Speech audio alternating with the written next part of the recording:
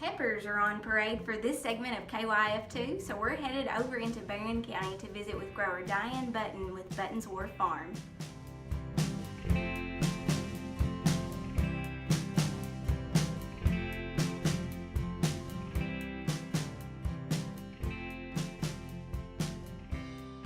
It's part of the family farm. My husband was born and raised on this farm. And when his parents passed, him and his brother both inherited a share of the farm. And we used to live in the old house, which is across the road from where we're at now. And we really like this location. We like the serenity, we like the shade, the quiet. So we built our house. Yes. So how did you come up with Button's Wharf? That's funny. When we built our house over here, in order to get it an address for it, we had to name the subdivision. So a friend of mine, a very good friend of mine, suggested that we call it something about a wharf since we were living on Barron River Lake. And so we said, well, the farm, Button's Wharf. Yeah. So that's how we got it. That's how you got it. I start my pepper plants by seed here in the house. I have a plant stand. That was recommended to me by my horticulture agent. I remember that stand. Who happens to be you. Yes. And we seed our trays and get them started, usually in February, because they do grow slowly. Peppers grow really slowly, in my opinion. And by end of March, we're usually ready to place them in the high tunnel. By end of March, yeah.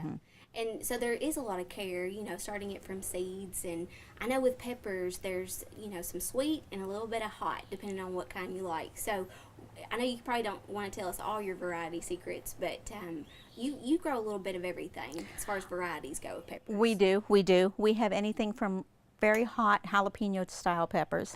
That's about the hottest we get, to a very mild sweet green pepper, like you would normally think of. And then in between, we have banana peppers. We do some Tabasco peppers. My husband makes his own Tabasco sauce, Charlie does.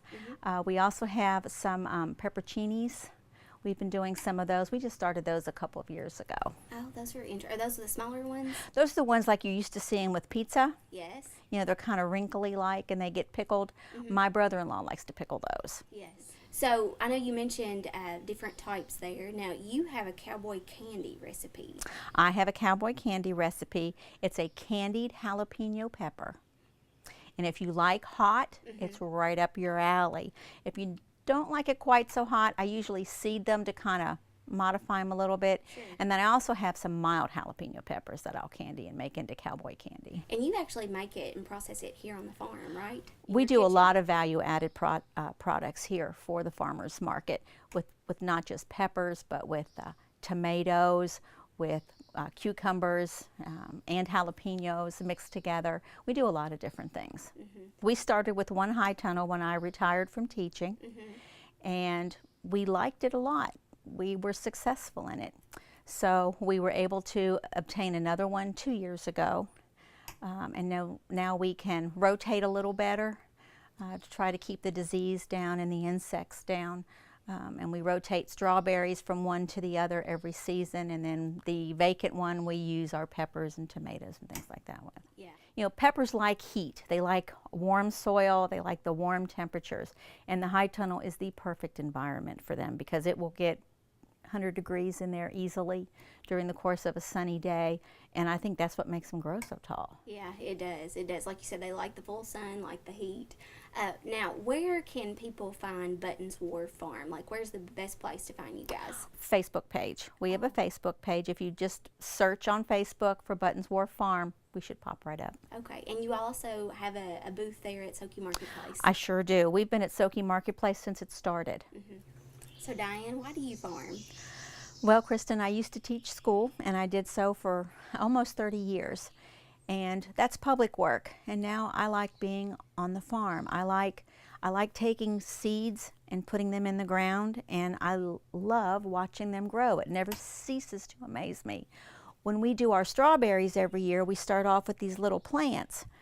And in the spring, when they start really growing and putting strawberries on, people come by the farm and come here, you know, come here and look at my strawberries, and they can't believe that we did it, you know. And it's not like we did it, the plant does it itself. It's just, It's very rewarding. I really like growing things. You're right. It's like if you put it outside, it's going to grow, but it does take a nurturer to grow it too. It does take a nurturer to Takes grow some it. It care. does take some care. Yes, ma'am, it sure does.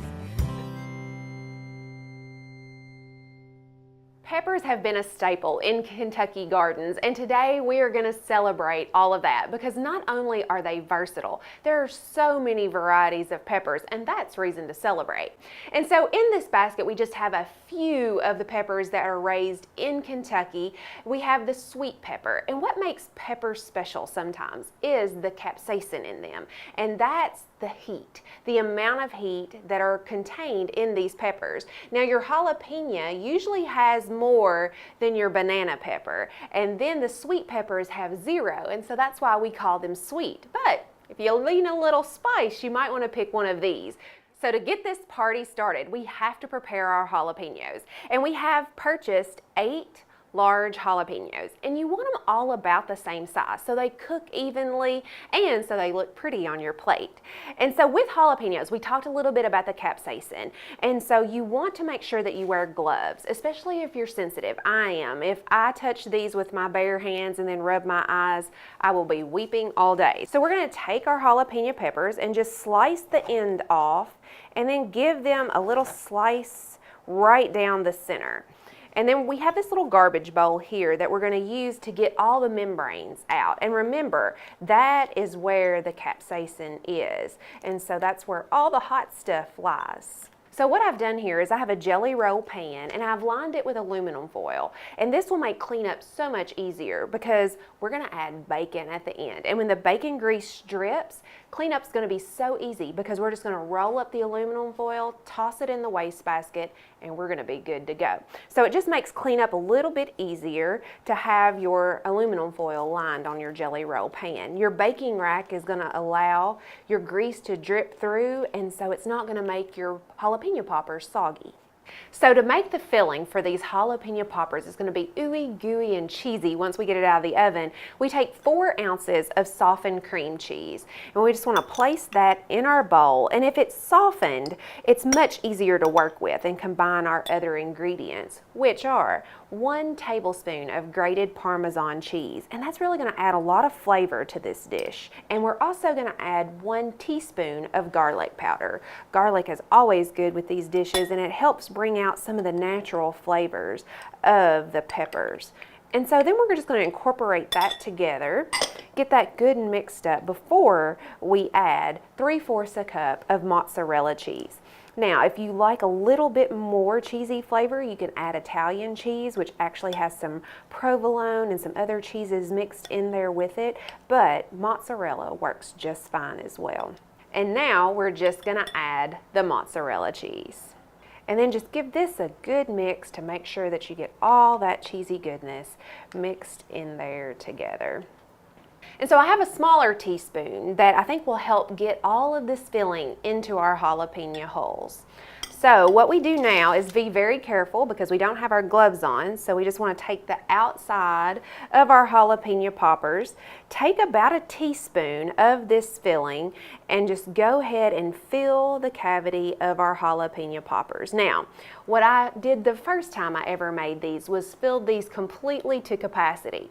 When you melt these in the oven, it starts to get some ooze out. So you want to leave a little bit of space there at the end and not overfill because you want to keep all of this in your jalapenos. And then after we put this, we take some bacon. And what I have here is bacon that's regularly sliced bacon, and we take it and wrap it around. I cut this in half, and so we can kind of give it a little blanket around the jalapeno. And there you have it. Once this is cooked, it's going to be a nice crispy outside with a ooey gooey inside with a little bit of kick from the jalapeno. It's going to be perfect. And then we continue to fill our jalapenos with our filling, wrap them in bacon, and then we're going to cook them at 425 degrees for about 20 minutes. All right, we are ready for our pepper party. These jalapeno poppers smell and taste delicious. If you'd like the recipe, make sure to check out the show notes, or you can come by your local extension office and ask for the plated up Kentucky Proud jalapeno poppers recipe. We are so fortunate to have Button Wharf Farms right here, so make sure to check them out on Facebook, and if you have any questions, make sure to contact us at your local extension office.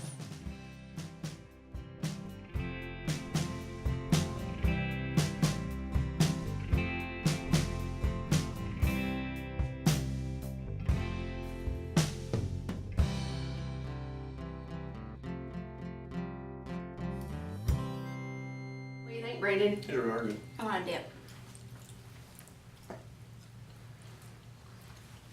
Da, da, da, da, da, da, da.